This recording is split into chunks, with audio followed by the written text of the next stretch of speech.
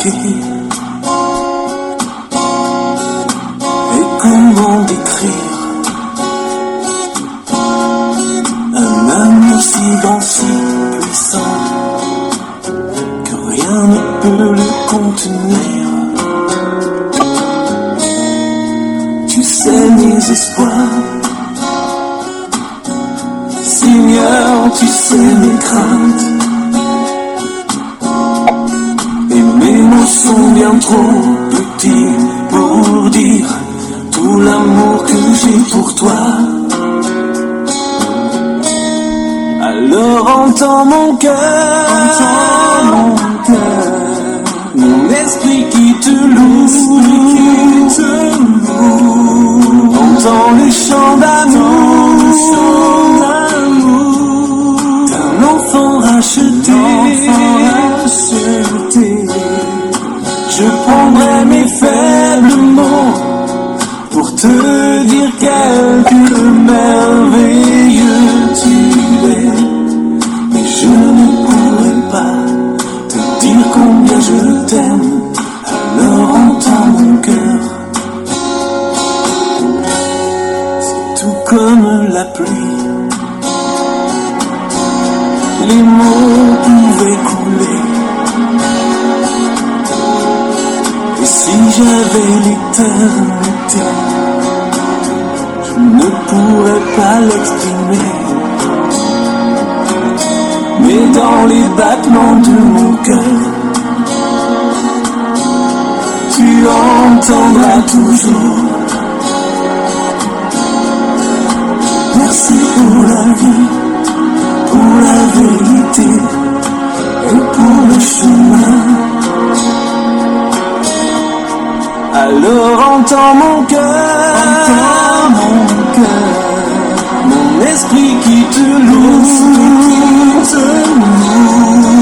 entends le chant d'amour d'un enfant racheté. Je prendrai mes faibles mots pour te dire quel Dieu merveilleux tu es. Je ne pourrais pas te dire combien je t'aime. Alors entends mon cœur.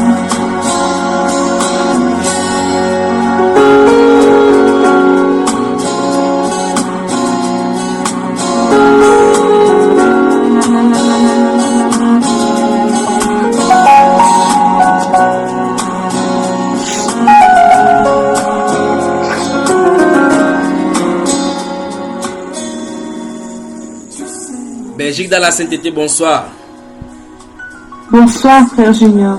Ça, c'est celle qui parle là, c'est la sœur Amie. Joue moins quelques heures pour le tatami.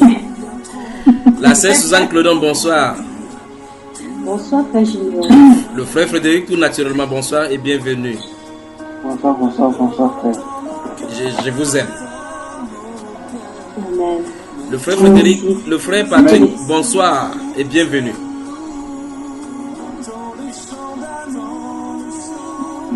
Là, son micro est fermé, voilà, il a seulement fait le doigt comme ça. Le couple Trabi et la sœur Chana, bonsoir et bienvenue. Bonsoir, frère Junior. Je suis à votre service. Je suis à votre service.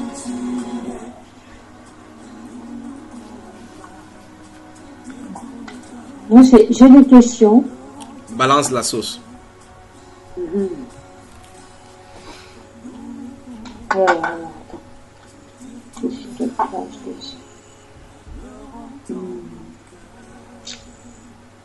D'abord, frère, encore toutes mes félicitations. Gloire au Seigneur. Gloire au Seigneur, n'est-ce pas, ma chère? Amen, amen, amen.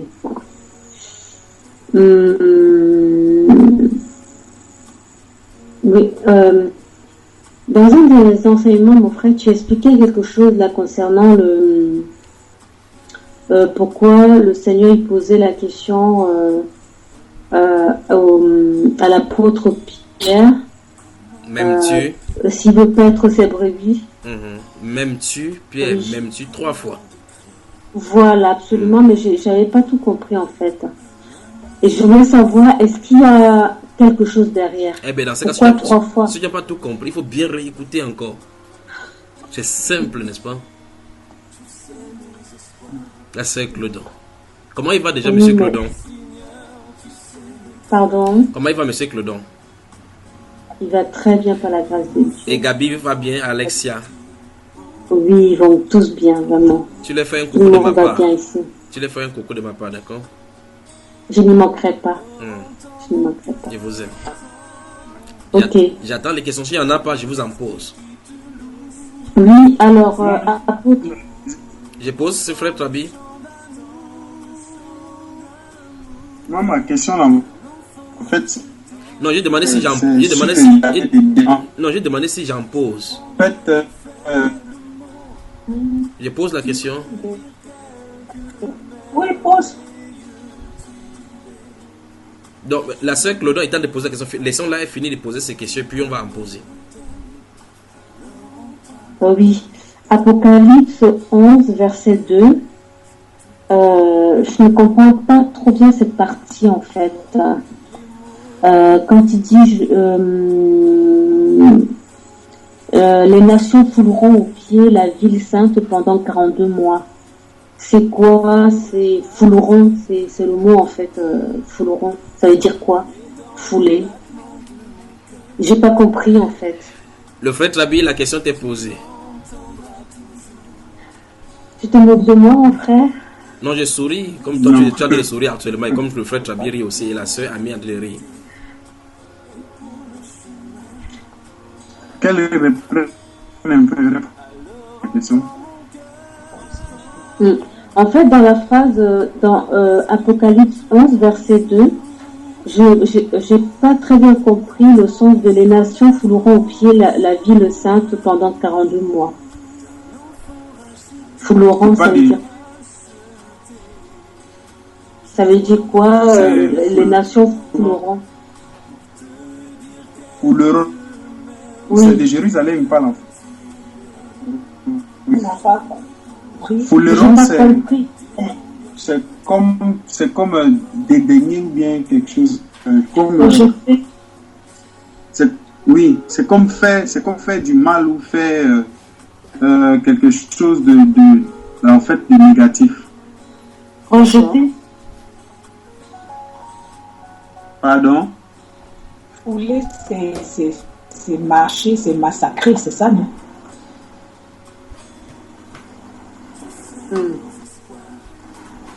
Hein, ma soeur? Les nations fouleront au pied de C'est piétiner. C'est piétiner, tu vois. Déshonorer.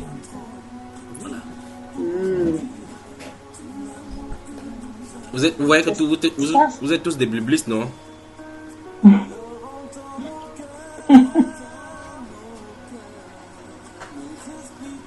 En fait, c'est la manière dont ils sentent, hein.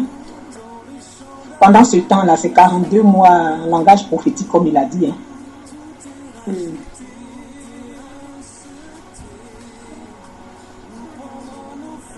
Ok.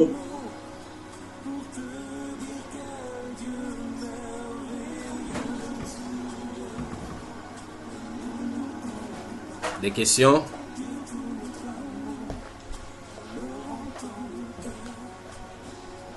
Je posais maintenant ma question. Il faut qu'on vérifie si la sœur a fini les siennes. Non, mais vas-y, mon frère. J'en ai d'autres, mais plus tard. Vas-y, mon frère. Vas-y, ma soeur, il faut poser tes Vas-y, questions. ma soeur. Mais là, pour édifier. Alors, toujours dans Apocalypse, chapitre 14, verset 19. C'est quoi la grande cuve de la colère de Dieu? Est-ce que le verset 20 du chapitre 14 a un rapport avec ce chapitre-là? Merci. Hein. Oui, alors on va peut-être y aller, c'est mieux, non? De la Mieux tu lis.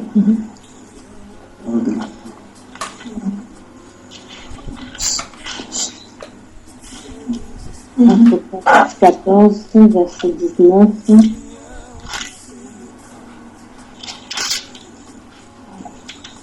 Et l'ange jeta sa faucille sur la terre. Il vendagea la vigne de la terre et jeta la vendage dans la grande cuve de la colère de Dieu. Ça, c'est Apocalypse 14, verset 19.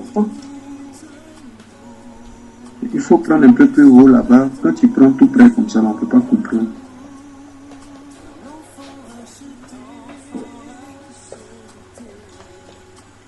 Peut-être un peu plus bas, non? Elle continue. Même si elle prend un peu plus haut, même un peu plus bas, c'est un casse-tête chinois l'Apocalypse là. Elle prend c'est toujours des mots de texte.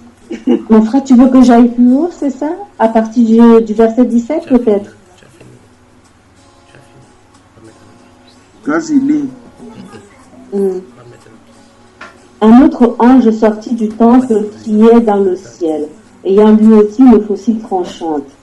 Et un autre ange qui avait autorité sur le feu sortit de l'autel et s'adressa d'une voix forte à celui qui avait la faucille tranchante, disant: Lance ta faucille tranchante et bandage les grappes de la vigne de la terre, car les raisins de la terre sont muets. Et l'ange jeta sa faucille sur la terre. Il bandagea la vigne de la cuve et jeta la bandage dans la grande cuve de la colère de Dieu.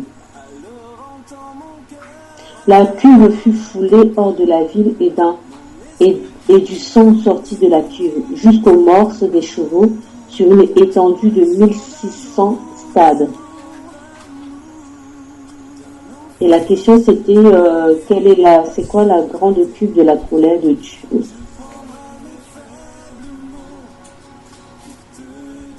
Je crois qu'il parle du jugement, non? Voilà, aussi simple que possible. D'accord. Donc ma soeur, il y a une piscine là-bas que quand tu fais quelque chose, quand tu es en colère, il met dedans. Il prend pour chaque personne, il met dedans. Imagine combien de personnes sont déjà passées sur cette terre. Il a rempli la cuve là de la colère, quoi. D'accord, la colère. Il va déverser ça sur quelqu'un, quoi. Voilà. Donc, prends le temps de lire Ésaïe chapitre 63, d'accord? Allons-y là-bas, Ésaïe 63. Ésaïe 63. Oui. Ok. Donc, Ésaïe 63. Berger dans la sainteté, bonsoir. Bonsoir. Nous passons de bons moments, n'est-ce pas? Comme toujours. La sœur Amie aujourd'hui n'a pas trop sommeil. C'est parce qu'elle a fait en journée. tu es en forme aujourd'hui. Le frère Patrick, ta première expérience, ça te donne quoi? Tu es à l'aise? Il est où? Ton micro est fermé. Ton micro est fermé.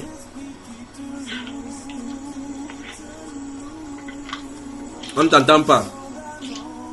Allô? Oui. Moi, je me sens bien. Tu te sens bien. Mais depuis là, tu n'as pas posé de questions. Ben, comme c'est mon premier jour, j'observe et puis j'essaie de voir comment vraiment ça se passe. Ok. Après... Que le Seigneur te bénisse. Donc tu sais que les prochaines fois, tu sauras comment fermer les micros, comment ouvrir, n'est-ce pas? Amen. Ben voilà, que le Seigneur te bénisse. Alors, Ésaïe chapitre 63. Ésaïe 63. Allons-y à partir du verset 1.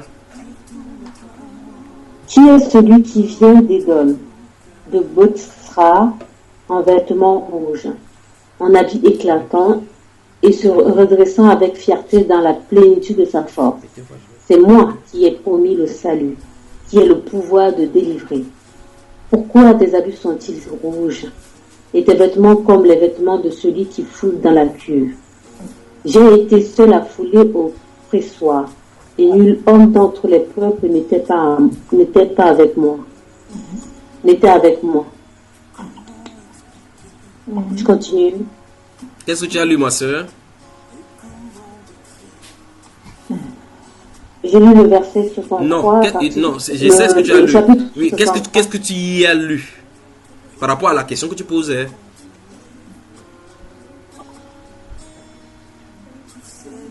Ouais. Oui, qu'est-ce que tu as lu donc? Qu'est-ce que tu comprends?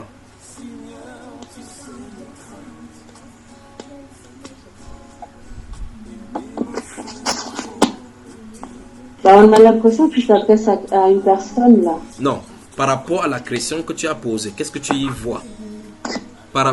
Tu ne lis pas ça tout simplement. Tu lis par rapport à la question que tu as posée précédemment.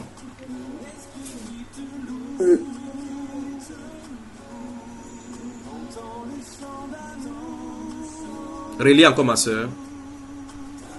Oui. Qui est celui-ci qui vient de Botsra en vêtements rouges, en habit éclatant et se redressant avec fierté dans la plénitude de sa force. C'est moi qui ai promis le salut, qui ai le pouvoir de délivrer. Pourquoi tes habits sont-ils rouges et tes vêtements comme les vêtements de celui qui foule dans la cuve? J'ai été seul à fouler au pressoir et nul homme d'entre les peuples n'était avec moi.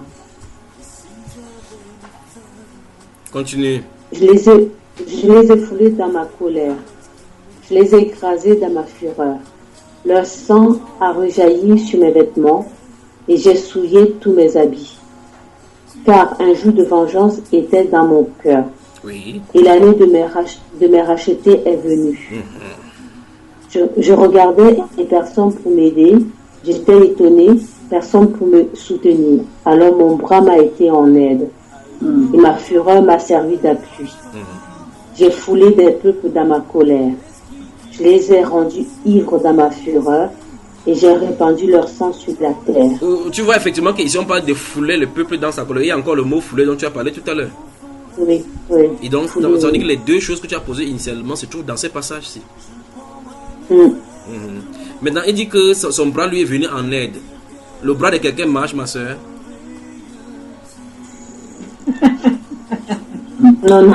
Non, mon frère. Non. Et il a pris la colère pour appui. Donc, maintenant, ça c'était appuyé sur la colère, quoi.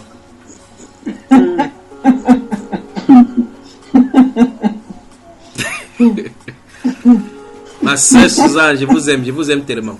Des questions? Ça va, ma soeur? Amen. Tu as bien compris maintenant? C'est bon, oui, merci. Voilà. Des questions?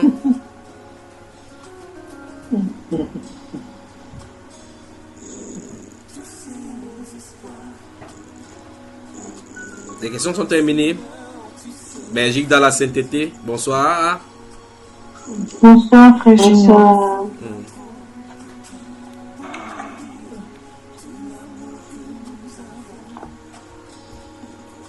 Je suis à votre service. Ouais, maintenant que nous sommes dans Apocalypse,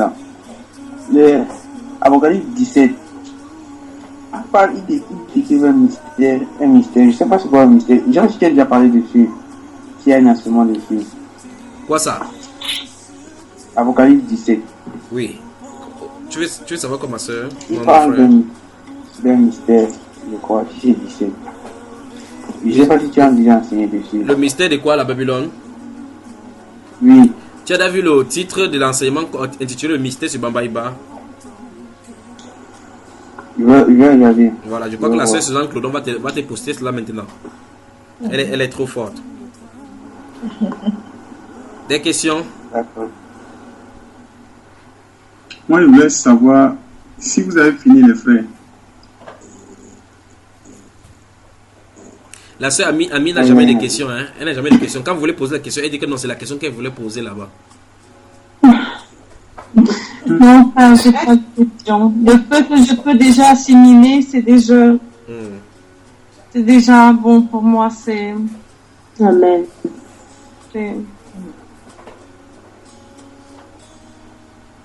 Je t'ai déjà parlé de la famille. Non, de toute façon, tu viens de venir ici. Viens. Alors, on continue dans la question avant que ça nous amène dans cette direction-là maintenant. Des questions?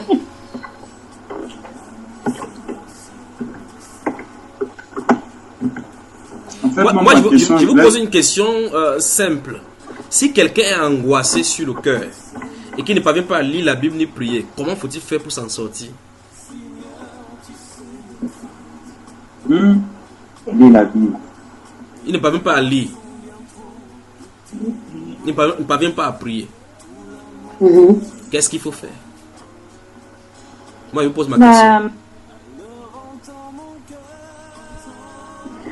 L'effet de prier en esprit, même si les paroles ne sortent pas. Il y a l'angoisse sur le cœur. Quand il reste calme, c'est l'angoisse qui est dans le cœur.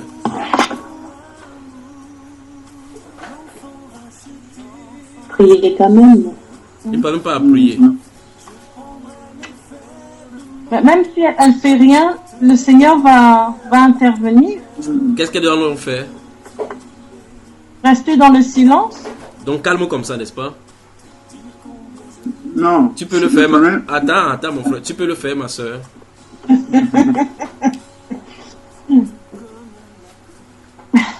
Ouais, ok. Donc, Frère Trabi pose ta question. Réfléchissez-y, d'accord? Réfléchissez-y. Ça peut faire l'objet d'un enseignement profond aussi. Ça vous arrive souvent de rester comme ça, vous êtes angoissé, vous n'avez pas la paix à l'intérieur, vous ne pouvez même pas prier. La prière, c'est comme si vous êtes déconnecté du Seigneur. Ça vous arrive souvent? Oui. Il faut savoir comment s'en sortir dans cette condition. Parce que c'est dans ces conditions que Satan frappe. C'était pas ta question, frère Trabi. Allons-y, ta question était quoi déjà? Mais c'est déjà bien positionné comme ça. En ce moment-là, on est prêt pour écouter ça. Non. Amen. Amen. Oui, frère Trabi, il y a tant ta question. Parce que j'ai dit, il y avait des questions à vous poser. En fait, pour moi, je voulais savoir c'est où était. Comment on appelle, le jardin d'Éden était sur la terre ou bien où il était en fait? Bonne question. La terre. Voilà. Tu as répondu non? Où? C'était vers la Côte d'Ivoire, entre la Côte d'Ivoire, le Ghana et le Togo. Dans la zone là comme ça. Tu as rentré? Non, pas Junior. Oui. C'était pas dans cette zone là. Il y a trop de manioc là-bas, beaucoup de fruits. Tu n'as pas remarqué ça? Les arbres fruitiers sont beaucoup là-bas quoi. Le frère Frédéric, tu as dit c'était sur la terre. C'est où? On a dit ça vers l'Asie. Comment? Vers l'Asie. Vers l'Asie, c'est comment? L'Asie est assez vaste, c'est un continent vaste. Vers l'Asie, donc ça dit vers la Russie là-bas, n'est-ce pas? La zone glaciaire quoi.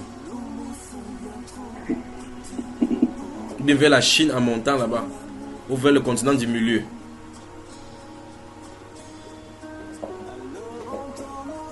Frère Trabi, le temps qu'il réfléchit pour savoir si c'était en Australie ou pas, je te pose la question. Toi, tu pensais que c'était où?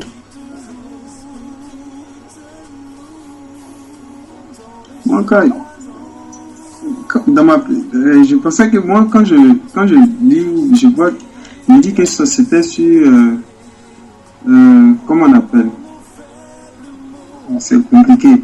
Je pensais que c'était soit, quand il lit, c'est comme c'est sur la terre. C'est comme si c'est sur la terre ou bien c'est sur la terre?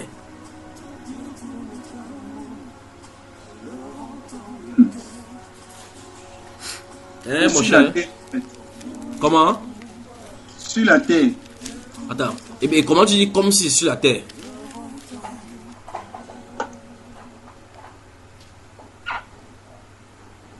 Hein, mon frère? Sur la terre. C'est que ça va, ça veut dire que tu as la réponse, non? Parce que c'est un peu mélangé dans ma tête. Qu'est-ce qui est mélangé? C'est mélangé avec la terre et quoi encore? Donc, soit c'était en terre ou bien en l'air, c'est ça? Parce que ça a été, les chérubins, ça a été fermé pour ne plus qu'il y ait assez là-bas, tout ça, tu vois. Donc, fais attention à ce que tu viens de le dire. Vraiment. Fais attention à ce que tu viens de le dire. Qu'est-ce qui a été fermé, frère? Je veux que tu me répondes. Qu'est-ce qui a été fermé?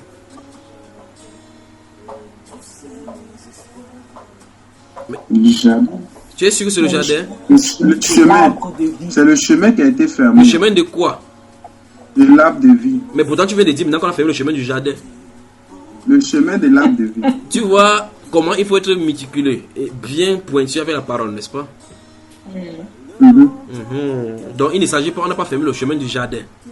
Il a fermé le chemin de l'arbre de vie, n'est-ce pas, mon frère? Alors, où est-ce que c'était mélangé dans sa tête? C'était l'arbre qui était mélangé avec le jardin ou le chemin qui était mélangé avec la terre, ou c'est quoi?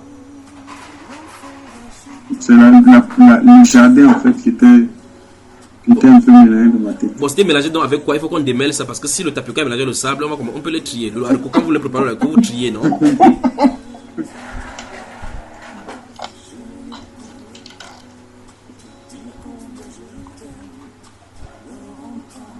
Oui. Frère Trabi, je veux avancer sur ce terrain-là. Dis-nous qu'est-ce qui est mélangé. C'est mélangé. Pour la terre, mélangé avec quoi? Pourquoi il faut qu'on démêle ça pour que ça ne crée plus de problème. C'est mélangé avec, comment on appelle, la création, tout ça. C'est bizarre en fait dans ma tête, quoi. Vous savez que vous allez chez le médecin, vous dites que médecin, j'ai mal. Il dit que vous avez mal où? Vous voulez qu'il vous prescrive que j'ai le remède. Quand vous dites que j'ai un mal général, c'est pourquoi on vous donne quoi? Le paracétamol mélangé avec l'aspirine. Tu as dit, tu as posé la question, le jardin d'Éden était où? Sur la terre, en dehors de la terre. Parce que si c'est mélangé, dis comment c'est mélangé, on va démêler. La terre, bon, ok. Parce que si c'est pas la terre, c'est que c'est le ciel. Tu vois? Bon. Donc ça veut dire dans ton esprit, c'est mélangé entre la terre et le ciel. Oui. Bon, on va lire un verset, ou mieux deux, oui. Puis je vais te poser la question. Oui. Allons-y donc dans le chapitre 2 de Genèse, versets 8, 9 et 10. C'est simple.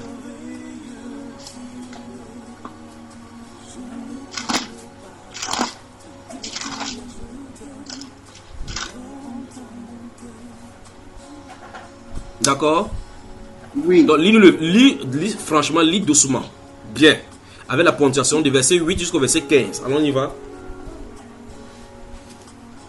Puis l'Éternel Dieu planta un jardin en Éden, du côté de l'Orient.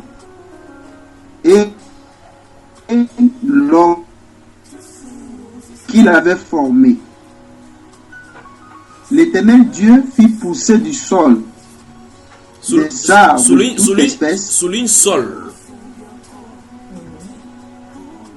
Voilà. C'est comment ça s'appelle?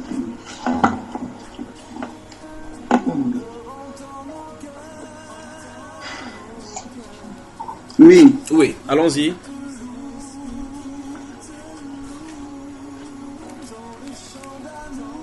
Verset 9.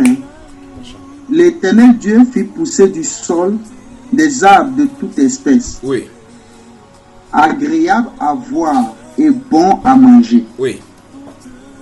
Et l'arbre de la vie au milieu du jardin.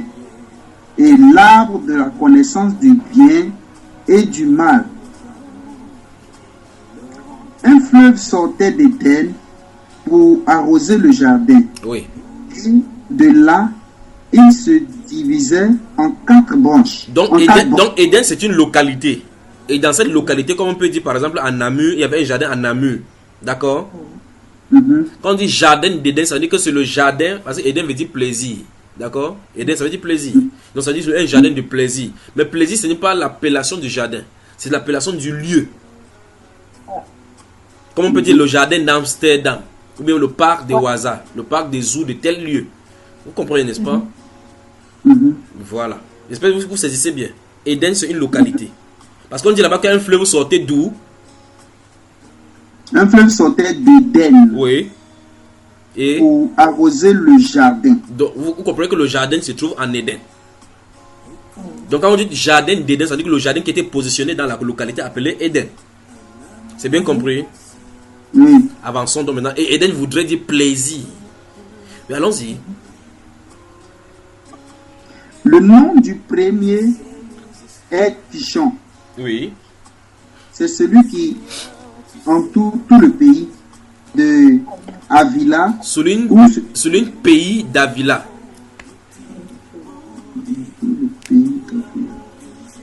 Oui, et d'Avila, où se trouve l'or. Oui, on va définir maintenant quelque chose. On continue, il y a une définition qu'on va donner de cet or là, de cet or. L'or de ce pays est pur. Souligne, l'or de ce pays est pur. Continuons. Comment tu fais déjà? Et on y trouve aussi le blédium. Oui. Et de la pierre d'onyx. Oui, continue. Le nom du second fleuve est Guillaume. Oui. C'est celui qui entoure tout le pays de Cush. De Cush. Souligne le pays de Cush.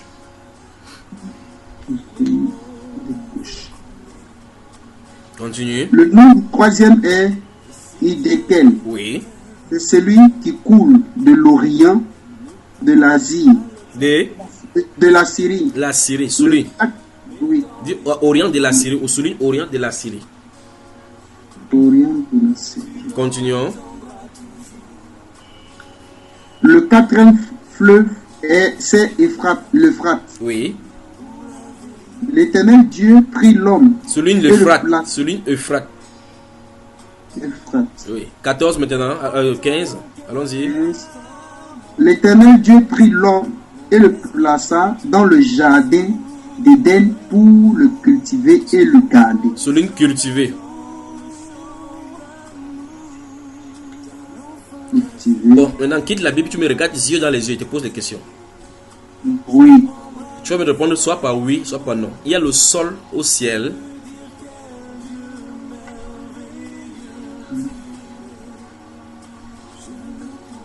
Réponds-moi, frère. Il y a le sol au ciel où on peut cultiver.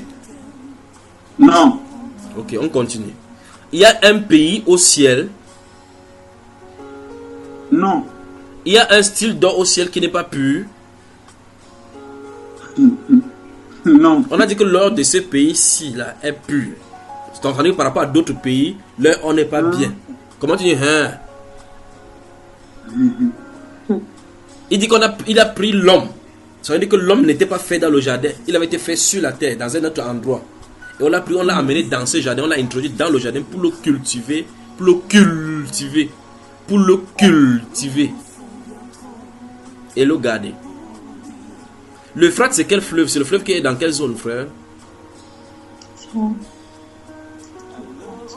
L'Euphrate. C'est proche de quel pays?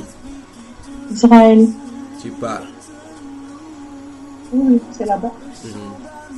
C'est en Israël, il faut l'Euphrate. Les enfants d'Israël traversent le Nil. Donc quand ils traversent l'Euphrate comme ça, ils traversent en Israël. L'Euphrate, c'est le symbole même de la résistance égyptienne, n'est-ce pas? Et le Nil, n'est-ce pas? Ah, comment me regarder comme ça là? Nil, oui. Alors, je pose la question que le frère Trabi a traversé. Maintenant, c'est mélangé ou c'est démêlé maintenant? Dans ta tête, c'est mélangé ou c'est démêlé? C'est démêlé. Là, maintenant, je te pose une question. Il faut que tu me répondes. Oui. On dit qu'on avait placé un chérubin pour fermer l'accès au chemin par rapport au chemin de l'arbre de vie. Cet arbre-là est où? Et que veut dire ce chérubin-là qui a été placé là-bas qui agit des épées flamboyantes? Pardon? C'est quoi l'arbre de vie? L'arbre de vie, c'est le Seigneur. Ok. Que veut dire donc qu'on a placé un chérubin qui agit des épées flamboyantes? Qu'est-ce que ça veut dire pour fermer l'accès? C'est un style d'aveuglement. C'est-à-dire quoi? Ça dit donc ça veut dire que c'est un aveuglement chérubinique quoi.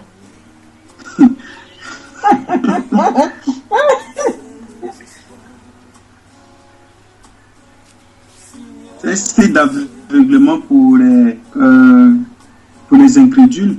Qui était incrédule là-bas? Puisqu'on a dit qu'on empêche que Adam ne parte pas là-bas. Il n'y avait que Adam et Ève là-bas, n'est-ce pas, frère? Donc, fermer accès au chemin de l'arbre de vie. Qu'est-ce qu'on a de dire? Par un chérubin qui déploie les épées flamboyantes. J'ai mes questions à poser, à vous poser. Ça, c'est une première des questions. La deuxième question que je peux vous poser donc maintenant, c'est ce jardin-là, à l'issue du péché, où est-ce que ça se trouve?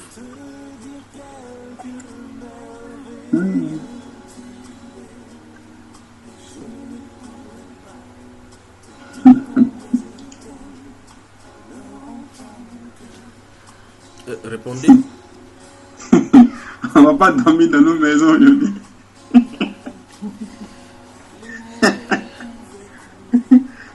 C'est trop chaud. Moi, j'ai commencé à avoir sué même déjà. Berger dans la sainteté, bonne soirée.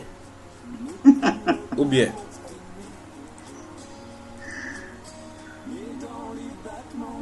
Tout ça là, il y a les réponses pour ça, frère. Ça c'est clair dans la Bible, c'est devant toi là dans la Bible. Tout à l'heure là, quand tu étais mélangé là, est-ce que tu as écrit un autre verset en dehors de ce que tu as lu là? Non. Dites-vous alors bonne nuit les uns les autres en vous appelant les uns les autres. On voudrait avoir l'explication, frère, c'est possible? Oui, c'est possible après la réflexion par vous, n'est-ce pas?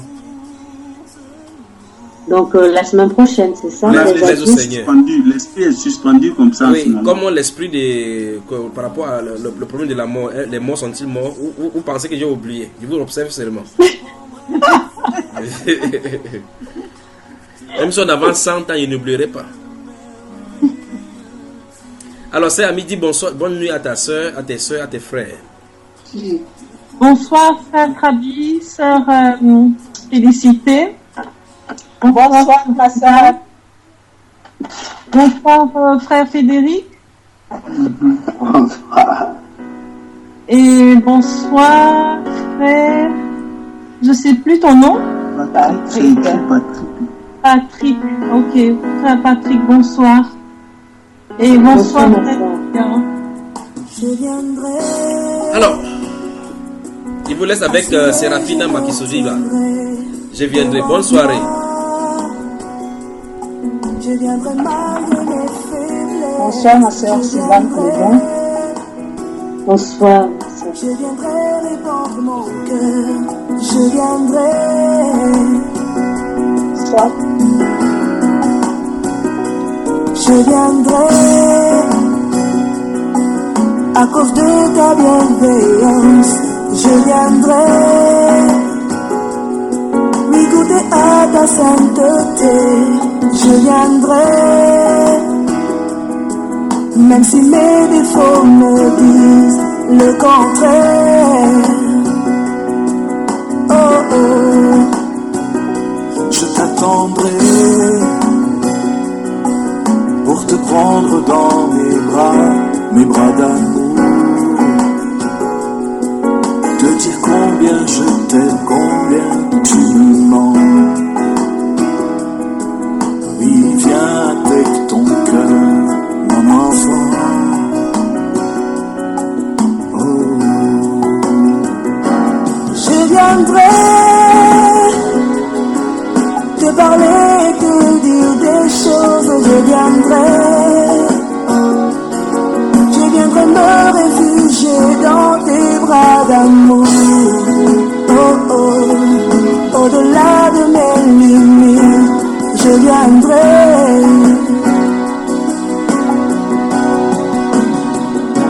Je viendrai, devant toi je me tiendrai devant ta face. Je viendrai quand bien même tout me dit le contraire. Je viendrai devant ta face, Jésus.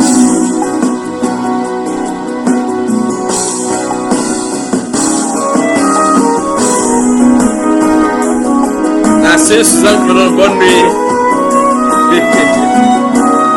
Je vous aime, je vous aime, je vous aime, je vous aime, je vous aime, je vous aime, je vous aime.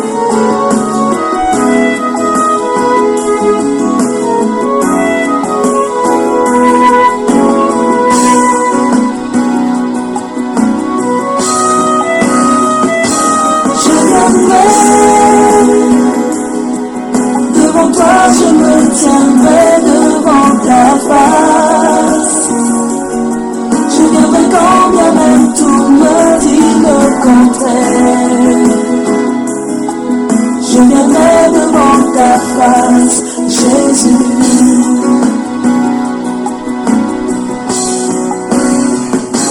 Je viendrai devant toi, je me tiendrai devant ta face. Je viendrai quand bien même tout me dit le contraire. Je viendrai devant ta face, Jésus.